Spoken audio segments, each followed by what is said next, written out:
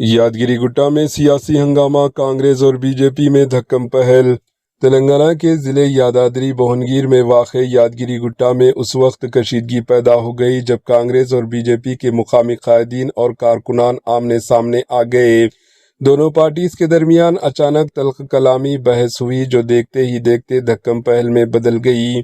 अदलात के मुताबिक कुछ अरसे से कांग्रेस और बीजेपी के दरमियान एक दूसरे पर इल्जामात का सिलसिला जारी था।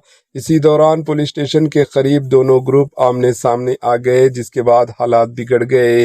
इस झगड़े के दौरान बीजेपी के एक कारकुन को चोटें आई, जिन्हें फौरी तौर पर अस्पताल मुंतकिल किया गया।